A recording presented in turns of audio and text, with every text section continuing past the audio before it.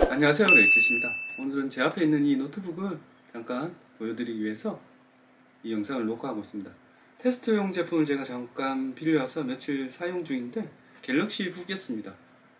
국내 최초로 모바일 통신을 지원하죠. LTE 통신을 지원해서 안에 유심을 장착해서 LTE로 언제 어디서나 연결할 수 있다는 장점이 있는데, 사실 처음 나온 모델은 아닙니다. 지난해 처음 ARM 버전을 선보였는데 이번에 나온 건 인텔 버전입니다.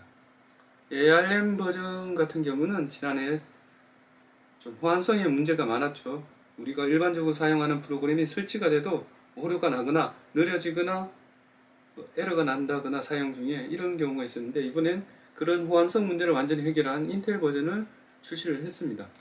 통신사 유심 칩이 들어가기 때문에 통신사를 통해서도 구입을 할 수 있고, 지금 삼성전자를 통해서도 구입을 할 수 있습니다. 통신사 같은 경우는 요금을 당연히 납부해야 되겠죠. 아니면 데이터 쉐어링을 해서 사용을 해야 되는데, 그 전에 먼저 한번 이 디자인을 살펴보겠습니다.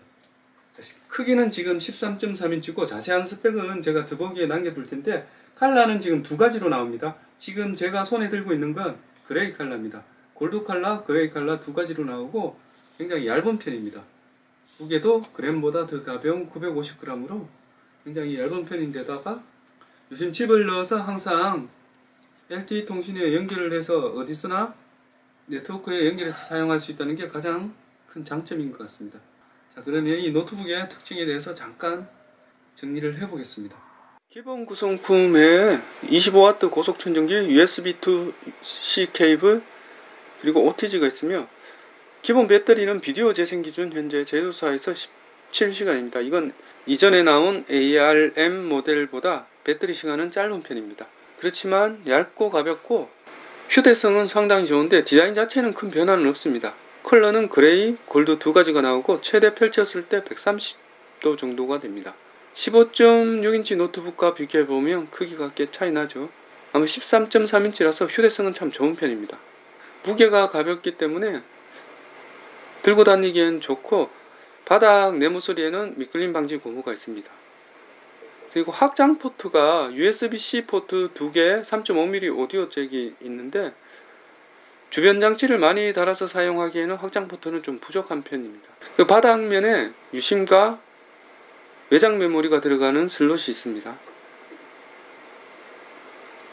저장 장치는 256, 512 두 가지로 나옵니다. 유심과 외장 메모리는 이렇게 손가락으로 쑥 당기면 빠지는데, 여기에 유심과 외장 메모리를 넣을 수 있습니다. 갤럭시 북S의 가장 큰 장점이 바로 항상 LTE 통신을 사용해서 연결할 수 있다는 점이기도 합니다. 통신사를 통해서 가입을 하면 슈퍼체인지라고 해서 24개월마다 50% 보상을 받고 노트북을 교체하는 프로그램도 있고, 아무리 모바일 통신을 사용하기 때문에 데이터 쉐어링을 쓰거나 아니면 따로 요금제에 가입해서 매월 비용을 내야 하는 부담은 있습니다. 그리고 하판에는 얇은 틈이 있는데 스피커가 있는 부분입니다. AKG 쿼드 스피커를 탑재하고 있습니다. 스피커 같은 경우는 무난한 수준이라고 할까요? 크기는 작은데 소리는 괜찮은 편이라고 생각을 합니다.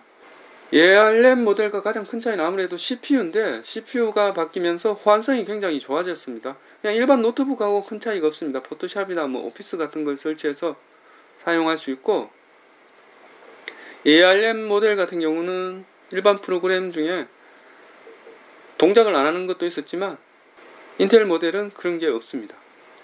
키보드는 크기가 작을 뿐 지문인식 센서도 가지고 있고 사용하긴 편했습니다. 갤럭시 북S 인텔 키보드는 백라이트 기능을 가지고 있고 최대 10Gbps 속도의 와이파이 6도 지원하고 있습니다. 벤치마크를 한번 테스트 해봤는데, 터치 스크린이라서 화면 터치도 지원을 하고 있습니다. 싱글에서 843점, 멀티에서 1631점이 나왔는데 그냥 무난한 수준이라고 봅니다. 비슷한 CPU에 대해서. ARM 모델의 경우 호환성이 문제가 있어서 인텔 버전이 지금 다시 나온 것 같은데, 게임을 한다거나 사실 포토샵이나 파워 디렉터 같은 이런 동영상 편집 프로그램을 사용하는데도 별다른 문제는 없었습니다. 그리고 디스플레이 같은 경우는 기본이 350니트인데 아웃도어 모드를 적용하면 최대 600니트까지 밝아집니다. 야외에서도 시한성은 괜찮은 편입니다. 단지 아웃도어 모드를 적용하면 배터리 소모가 좀 더 빨라집니다. 아마 갤럭시 북S의 가장 큰 단점이 지금 배터리하고 발열인 것 같습니다. 제가 사용해 봤을 때 디스플레이 터치도 반응 속도도 나쁘지 않고 기본으로 설치되어 있는 프로그램은 이전 ARM 모델과 큰 차이는 없습니다. 삼성 덱스 같은 경우도 기본으로 설치가 되어 있습니다. 그래서 갤럭시 사용자들은 연동해서 사용하기 꽤 편하도록 되어 있습니다.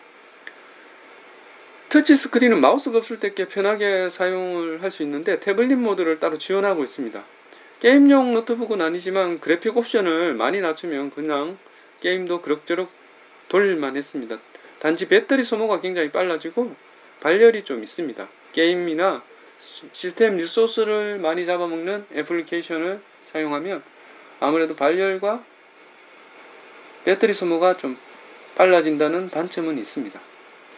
그냥 일반 업무용으로 문서 작업이나 학생들 인터넷 강의나 PPT 만들고 이렇게 사용하기에는 굉장히 편합니다. 또 태블릿 모드 같은 경우는 PPT 발표할 때 이렇게 화면을 터치하면서 사용하는 것도 괜찮습니다. 가상 키보드 같은 경우는 이게 펼쳐지는 각도가 130도까지라서 거의 사용을 안 했던 것 같습니다.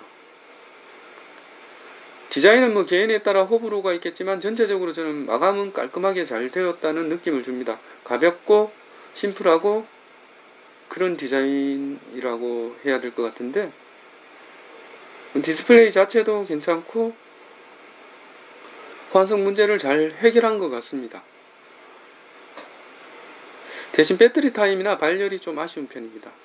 지금까지 제가 갤럭시 북S를 사용하면서 느낀 점을 정리를 해봤는데 궁금하신 부분은 댓글로 남겨주시고 오늘도 영상 시청해주셔서 감사합니다. 좋아요, 구독 한 번씩 눌러주시면 더 감사하겠습니다.